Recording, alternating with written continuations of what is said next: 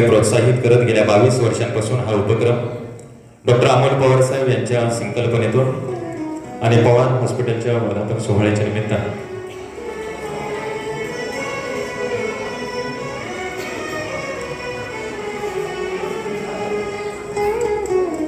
कालच्या दिवशी सांगलीमध्ये एका विद्यार्थ्यानं चित्र काढलं होतं ते सावित्रीबाईंचं. एका मुलगीनं चित्रच काढलं नाही, कोरा कागद बघून शिक्षकांनी विचारलं असं का, तर तिनं सांगितलं कदाचित सावित्रीबाई महाराष्ट्राच्या मातीत झाल्या नसत्या तर आमचं सुद्धा आयुष्य असंच कोऱ्या कागदासारखं राहिलं असतं. आणि असं सर्वार्थानं महाराष्ट्रातल्या माता भगिनींचं आयुष्य फुलवलं बहरवलं ते या सावित्रीबाईंनी. विद्येची खरं तर आपल्या सांगली जिल्ह्यामध्ये किमान 4 ते 5 कार्यक्रमांना राहीबाई बोबडे उपस्थित राहिल्या होत्या. जितकं त्यांचं कर्तृत्व मोठं आहे ते कर्तृत्व बोलकं दिसतंय आपल्याला ते त्यांच्या वक्तृत्वाच्या माध्यमातून. धन्यवाद. यानंतर आपल्या पूर्वच्या नूतन नगराध्यक्षा संजीवनी सुहास पुदाले यांचा सन्मान या ठिकाणी होता. मी विनंती करतो डॉक्टर साधना पवार आपण आपल्या शुभस्त्या सन्मान या ठिकाणी व्हावं.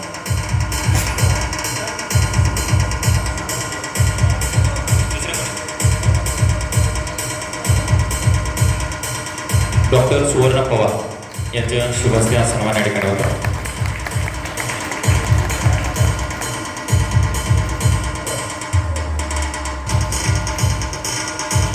धन्यवाद. यानंतर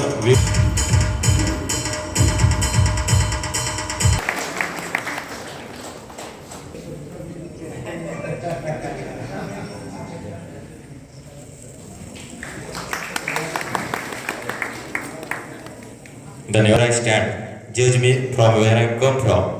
माणूस जिथं उभा असतो तिथं त्याचं मूल्यमापन केलं तर त्याची उंची आपल्या लक्षात येऊ शकत नाही, पण त्याच्या आजवरच्या प्रवासाचं मूल्यमापन जर आपण केलं तर त्याच्या कार्यकर्तृत्वाची उंची आपल्या लक्षात येते. ते सन्माननीय डॉक्टर अमोल पवार साहेब यांना आपल्या सर्वांच्या जोरदार टाळ्यांच्या गजरात विनंती करतो आजच्या कार्यक्रमाचा आपण प्रास्ताविक करावं.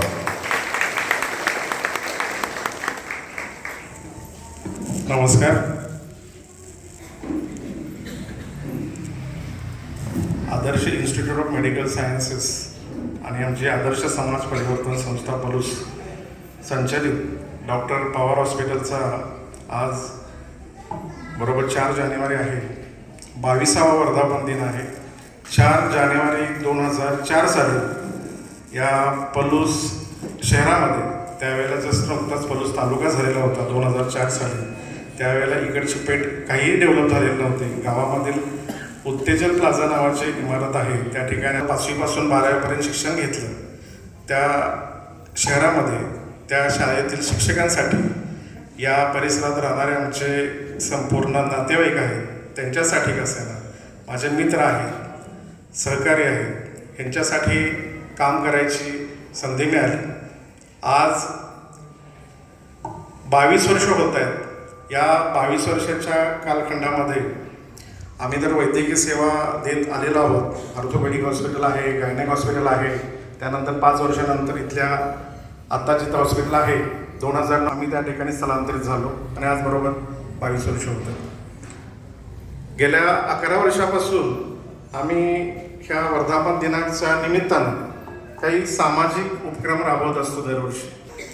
एक आदर्श आपल्या समाजातील आदर्श व्यक्तिमत्व आणून त्यांचा आदर्श हा त्या मुलांच्या पुढे ठेवणं हा आमचा उद्देश असतो. दरवर्षी आम्ही त्या गोष्टी करतो. समाजातील ज्या आपल्या व्यवसायाबरोबर सामाजिक बांधिलकी जपत जी लोक समाजासाठी झटत असतात अशा लोकांचा सत्कार करणं हे आमच्या कार्यक्रमाची ही गोष्ट असते. आता इथं कार्यक्रमाला उपस्थित असणारे सर्व विद्यार्थी मित्र, त्यांचे पालक, माझ्या येळावी गावातून आमचे आलेले सर्व सहकारी, भावकीतील सर्व लोक, नातेवाईक, आमच्या आदर्श येळावी संकल्प ग्रुप म्हणून आम्ही गावात केलेला आहे. त्या अनुषंगाने आम्ही ज्ञान साधना सार्वजनिक वाचनालयाचे सदस्य असतील, तसंच महामार्ग संघर्ष समितीचे पण काही सदस्य आहेत. तसंच आमच्या डॉक्टर कोविड हॉस्पिटल आम्ही केलं. डॉक्टर कोविड हॉस्पिटलचे आमचे सहकारी असतील. महापुराच्या वेळेला मी काम केलं त्यावेळेला सगळे आमचे माझे मित्र आणि चळवळीत काम करणारे लोक त्यांनी सहकार्य केलं. तसंच आता आम्ही नव्यानं पलूस विकास मंच आम्ही स्थापन केलेला आहे. त्या पलूस विकास मंचाचे आमचे संपूर्ण आता टीम इथं सुद्धा उपस्थित आहे. त्याच्यामध्ये आता BN पवार सर आहेत, रावसाहेब गोंदिल सर आहेत, पुदा दादा आहेत, गौरव असेल मला वाटतं इथं. तर असे सर्व लोक इथं उपस्थित आहेत.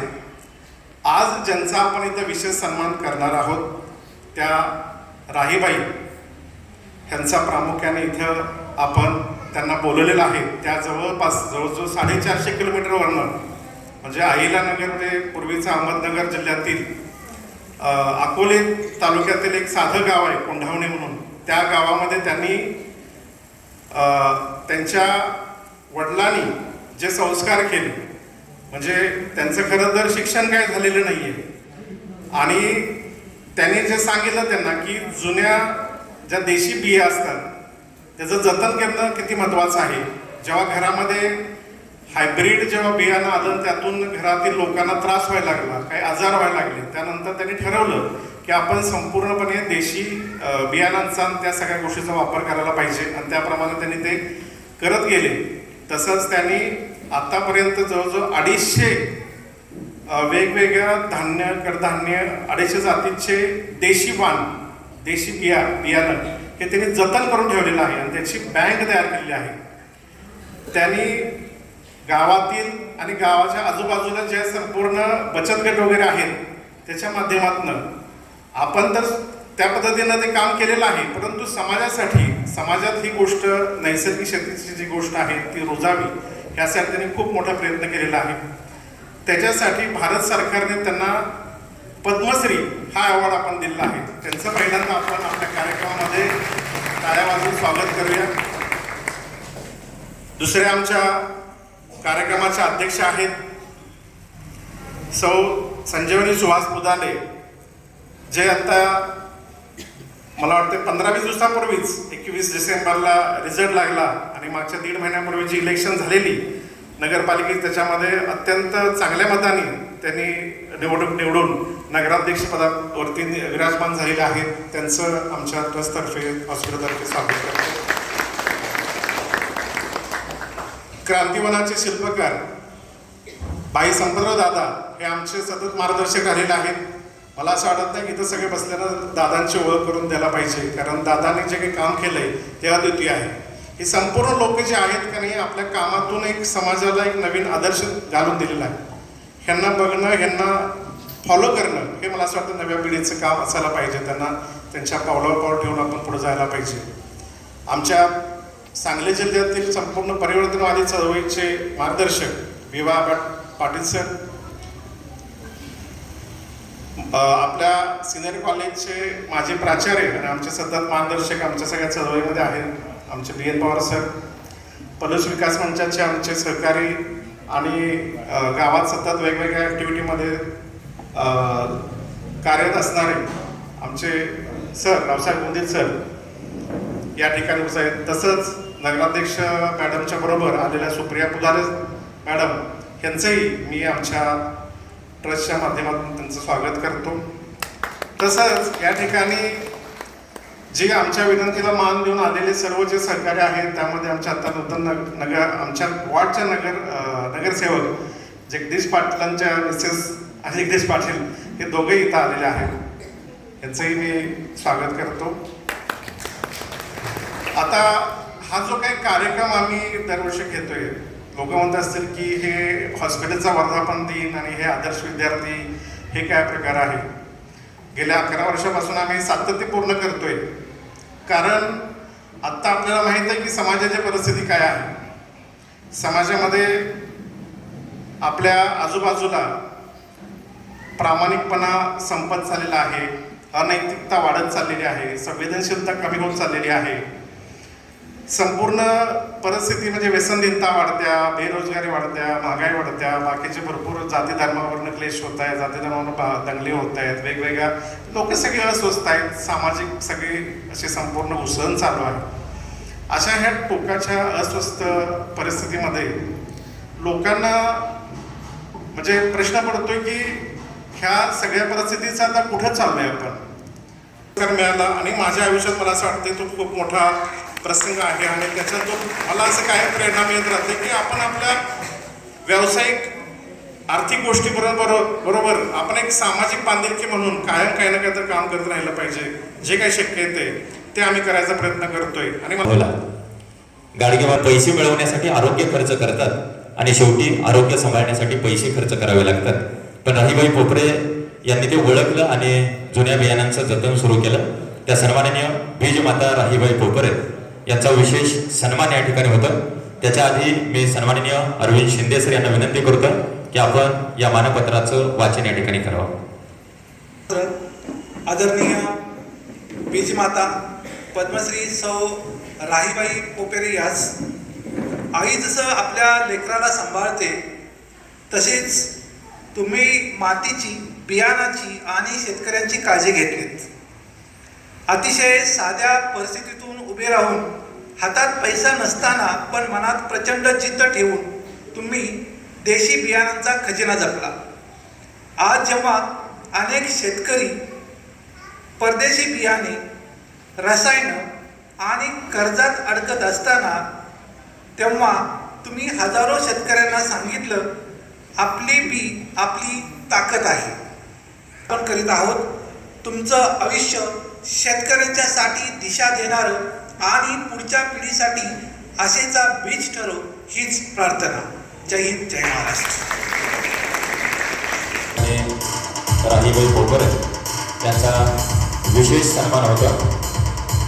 आपल्या सर्वांच्या जोरदार टाळ्या वाजत राहिल्या पाहिजे. भविष्यामध्ये वावर असेल तर निश्चितपणाने आपल्या सर्वांकडे वावर असणार.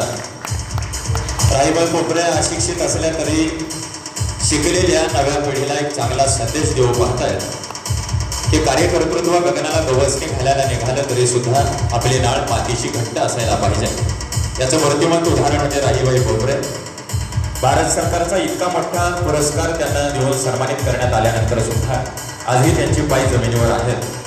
ही विशेष उल्लेखनीय गोष्ट आहे. बसलेले माझे बंधू आणि भगिनी, बसलेले मान्यवर सगळ्यांना आज मी एक नवीन वर्षाच्या खूप खूप शुभेच्छा देते. आणि खरोखर आज सावित्रीबाई फुलेंचं एक माझ्या हाताने म्हणजे आज रविवारी आज 8 दिवस मी त्यांच्या जन्मभूमीमध्ये होते. काय निंबोळी गाव ना ते त्या गावामध्ये. आणि आज परत इथं आले. काल जालनाला वडिलांना सांगते आणि माझ्या बंधूंना सांगते का माझं शिक्षण काहीच नाही पण मला रोज एका गावात बोलवतात, माझ्या कामाला बोलवतात. आणि खरोखर हे काम मी एक सुरू केलं तर मी माझ्या स्वतःच्या अनुभवातून केलं. माझं शिक्षण काहीच नाही पण अनुभवातून गावठी खाण्याचा, हायब्रिड खाण्याचा, केमिकल खतांचा, औषधांचा मी माझ्या स्वतःच्या घरात अनुभव घेतला आणि स्वतःवरून घेतला मी तो अनुभव. कारण माझं माहेर सासर तेच गाव आहे, खूप दुर्गम गाव आहे माझं. आता माझ्या गावाला इथून पुढे प्यायला पाणी नाही आहे. एवढ्या दुर्गम भागामध्ये मी जवळजवळ 200 वाण तयार करून शेतकऱ्यांना देवणघेवण चालू आहे. पण सगळं ड्रायव्हरच्या पावसावर. आणि हे जुनं ते सोनं आहे, हे खरंच कुठंच नाही राहिलं. आता मी प्रत्येक काल जालनाला होते, आज इथे. हे जुनं ते सोनं खरंच कुठं राहिलं नाही. हे मी जतन करून हे पुढच्या पिढीसाठी जतन केलेलं आहे. तर ह्या कामामध्ये प्रत्येकाने हे काम आपण कोणतंही काम करतो, सामाजिक काम करतो, नोकरी करतो, सगळं करतो. पण आरोग्याचं काम आपण खूप मागं टाकलेलं आहे. स्वतःच्या आरोग्याचं स्वतः कोणी बघत नाही. आजकाल सगळे पैशाच्या मागं पळून राहिलेत नाही का. सगळे पैसा कमवायला लागले. पण आपलं आयुष्य का कमी झालं. आपलं आयुष्य जुने माणसं 105 वर्ष 107 वर्ष जगत होते आणि आता 50 ते 60 वर्ष येत नाही. मग हे का आयुष्य कमी झालं. माझा एक प्रवास सांगते मी तुम्हाला. माझं सासर आणि माहेर तेच गाव आहे आणि आम्ही 7 बहिणी होतो. 7 बहिणी आणि एक भाऊ. एक बहीण 9 महिन्याची असताना आई गेली सोडून. आई गेल्यावर किती हाल येतात तो बाळांचे, कोणाच्याच नाही का. 7 मुली होत्या, एक मुलगा होता आणि एकटे वडीलच होते. मामाने मावशीने कोणी नव्हतं, फक्त वडील होते. पण 7 मुलींचा वडिलांनी सांभाळ केला. 7 मुलीचा सांभाळ वडिलांनी केला आणि ते पण शिक्षण नव्हतं, खूप गरिबी होती, ते शाळा शिकेल नव्हते, पण त्यांनी ज्ञान घरात शिकवलं. आणि आजकाल जे आईबापांचं ज्ञान ऐकाल ना, त्यांचं कधी आयुष्यामध्ये चांगलं होईल. फक्त आई वडील, ते गरीब असो, येडे असो, शहाणे असो, आई वडिलांचा खरं आशीर्वाद आजकाल कोणी घेत नाही. कारण आज बऱ्याच ठिकाणी मी फिरते, मुलगा वकील, डॉक्टर आणि आई वडील रुद्र आश्रमामध्ये. ही पाळी कोणत्याच आई वडिलांना आणू नको, किती पैशावाले असू द्या, किती श्रीमंत असू द्या. पण माझ्या वडिलांनी हे ज्ञान खरंच शिकवलं. गरिबी आली समाजात कसं काम करायचं, कसं वागायचं, कसं बोलायचं, हे वडिलांनी शिकवलं. ते पण शाळा शिकले होते. गरिबी आली तर लाजू नाही, श्रीमंती आली तर माजू नाही. टाकीचे गाव सोसल्याशिवाय देवपणा येत नाही. चांगल्या कामामध्ये मरून निघायचं, पण सरून निघायचं नाही. आणि 7 मुली होत्या, आई नव्हती. जिथं लग्न करून देईल ना तिथंच राहायचं, माझ्या नावाला बटाणे लावायचा. हा वडिलांचा शेवटचा शब्द होता आणि 7 मुलींनी ते शब्द वडिलांचे ऐकले. पण मी ना आता कागद लिहून ठेवतात एक शब्द. मी तो चांगला शब्द माझ्या वडिलांचा मी माझ्या डोक्यात साठवून ठेवला. एक शब्द डोक्यात ठेवला. आणि गरिबी असली वडिला, गरिबीमुळं 12 वर्षीच लग्न झालं त्याच गावामध्ये. पण काही दिवसांनी 2-3 वर्ष माझं चांगलं होतं. पण आता ते काय सांगायला नको, गरिबाची मुलगी होते मी खूप, म्हणून माझा खूप छळ झाला. कारण माझ्या मिस्टरांचं दुसरं लग्न करून द्यायचं होतं. पण इकडे वडिलांनी सांगितलं होतं मरून निघायचं, पण सरून निघायचं नाही. मी 40 वर्ष गायच्या गोठ्यामध्ये प्रवास केला. 40 वर्षे 4 बाळांना जन्म गायच्या गोठ्यामध्ये दिला. संध्याकाळचं बाळ जन्मलं तर सकाळचं सगळं काम केलं. रोजचं जेवढं काम आहे ना तेवढं काम केलं मी स्वतः. आणि 7 दिवसाचे काही टायमाला 5व्या दिवशी 7व्या दिवशी पाठीची बाळा बांधून मी शेतामध्ये काम केलं. दिवसभर काम करायचं, संध्याकाळची पाठीची बाळा बांधायचं, परत घरी यायचं. एवढा कठीण प्रवास होता. तरी कधी दवाखाना नाही, गोळी नाही, औषध नाही, काही नाही लागलं, कधीच नाही काय लागलं. आणि हा अनुभव नंतर माझ्या मोठ्या मुलांनी 10वीची शाळा सोडली. मला समाजात काहीतरी चांगलं काम करायचं होतं, पण मला कुणासंग बोलून देते नाही, कुठं जाऊन देते नाही. मला शेत आणि घर एवढंच पाहिजे होतं. काय समाजात काम करणारे, ना लिहिता ये ना वाचता ये, काय समाजात काम करणारे. माझ्या मोठ्या मुलाने 10वीची शाळा सोडली आणि मग मी बचत गटामध्ये गेले. बचत गट तयार केले, बचत गटात गेले. त्या टायमाला मी ऊसतोडी कामदार होते. आता ऊसतोडीवाले पाहून मला माझे आठवण येतात बरं का. मी पण भरपूर ऊसतोडी काम केले. आणि ऊस तोडून आले का मग हाताला काही काम नसायचं. आमचं खूप दुर्गम गाव आहे. मग मी रोपं तयार करू लागले.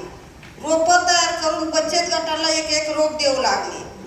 शेवगा, हातगा, पेरू, लिंबू, कढीपत्ता, पपई हे रोपं मी तयार करून बचत गटाला देऊ लागले. त्याच्यामध्ये पाईप संस्था तिथं आली आणि मी त्यांच्या मार्फत रोपं देऊ लागले. त्यांच्याकडून मला 4 रुपये भेटू लागले. मग मला अजून काम करायची ऊर्जा आली थोडी. त्यांच्या मार्फत रोपं देऊ लागले. मग नंतर मी त्या टायमाला हळदी कुकाचा कार्यक्रम घेऊ लागले. हळदी कुकाला पण माझ्याकडे पैसा नसायचा काही वाण द्यायला. मी एक रोपच वाण म्हणून हळदी कुकाचं देऊ लागले. मी 5 वर्ष रोपं दिले आणि आता बियाचे पाकिट देते. वाण कधी देणार आहे नाही, इथून पुढे देणार नाही आणि दिले पण नाही. बियाचे पाकिट देते. मग हे काम करत असताना माझ्या शेतामध्ये जेव्हा हायब्रिड बियाणं आलं, केमिकल खतं आले, औषध आले, माझे मुलं करते झाले हो. ते घरामध्ये आजार सुरू झाले. मला 10 किलोमीटर 20 किलोमीटर पाठीची बाळा बांधायच्या दवाखान्यात जायचं.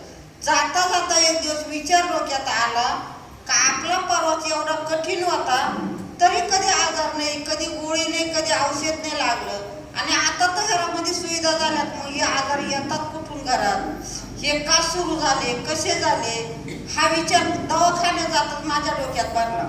मग मी असं ठरवलं का हे आता आजार येतात करून याचा शोध आपण घेतला पाहिजे. मी तिकडून दवाखान्यात गेले, तिकडून आले. दुसऱ्या दिवशी माझी शेती पाहिली, शेजारच्या शेतीमध्ये फिरले आणि एका आंब्याच्या झाडाखाली बांधव बसले. त्या बांधव बसून मी विचार केला का आता आजार हे सुरू का झाले, कुठून येतात. मग मी विचार केला आपल्या शेतीत आपण पहिलं कोणतं बी पेरीत होतो, आता कोणतं पेरतोय. पहिले शेतीला रासायनिक खत औषधं काहीच नव्हते, आता किती प्रकारचे खत देतोय, किती प्रकारचे औषधे देतोय, किती प्रकारचं तणनाशक मारतोय. त्या बांधवापासून माझ्या लक्षात आलं ह्या केमिकल खतांमुळे औषधांमुळेच घरात आजार सुरू झाले. मग मी ठरवलं माझ्या घरातले हे सगळं बंद करायचं आणि जे गावरान बेल आहे तेच लावायचं, तेच पेरायचं. संध्याकाळी कुटुंब बसवून लागले मग बोलायला हे आजार जे घरामध्ये सुरू झालं केमिकल खताने औषधाने हायब्रिड खाण्याने आजार सुरू झाले. मग हे घरातलं सगळं बंद करायचं, जे जुनं आहे पारंपरिक हेच आपण चालू करायचं. मला घरातले माणसं खूप काय बोलले, खूप वाईट बोलले. मला त्याचा खूप राग आला. तुला का वेड लावलं का, तुला कोणी सांगितलं, कोणी शिकवलं, लय वाईट बोलले. मी एक शब्द वापरला, आजपासून मी घरात काही बघणार नाही, सगळं काही तुम्ही बघायचं. 8 दिवस मी गप्प बसले, पण 4 दिवसाच्या आत माझा एक नातू आजारी झाला. त्याच्याकडे मी दुर्लक्ष केलं, बघितलंच नाही. त्याच्या आई वडिलांनी तिथं 2 दिवस नेला. अकोला गाव आहे तिथं आपल्याला 5 दिवस ऍडमिट, संगमनेरला 4 दिवस मी बघायला नाही गेले. मी संगमनेरला गेले. त्याची जगाची सुद्धा शक्यता नव्हती त्या बाळाची. मला वाटलं माझा राग हा मलाच कामी आला. तिथून 4थ्या दिवशी ते नाशिकला पाठवलं. 1 रुपया नाही राहिला दवाखान्याला. एकच मंगळसूत्र होतं गळ्यामध्ये, ते नाशिकमध्ये मोडलं. तिथून ते बाबा मुंबईला न्यावं लागलं. 1.5 महिना दवाखान्यात होतं, 1.5 लाख रुपये लागले. हा परिणाम माझ्या स्वतःच्या घरात घडला. ते बाळ घरी आणलं, मला पिकाची शेती घाण ठेवावं लागले. आवताचे बैल विकले, म्हशी विकल्या, शेळ्या बकरं सगळं काही विकल्या गेलं. मग हा परिणाम माझ्या घरात घडला. तेव्हा माझं कुटुंब मी सांगेल तसं ऐकायला लागलं. मग मी सगळं देश बी गोळा केलं. काय माझ्याकडं होतं, काय मी गोळा केलं. जे जुनं दिसलं बालपणचं ते कोणाकडून 1 बी आणले, कोणाकडून एवढे दाणे आणले, कोणाकडून 2 आणले. त्याचा वाढवा करून माझ्या घरात सेंद्रिय पद्धतीनं करून खाऊ लागले. माझ्या घरातले आजार मला हळूहळू कमी दिसू लागले. हे मी नातेवाईकांना सांगू लागले, बचत गटांना सांगू लागले.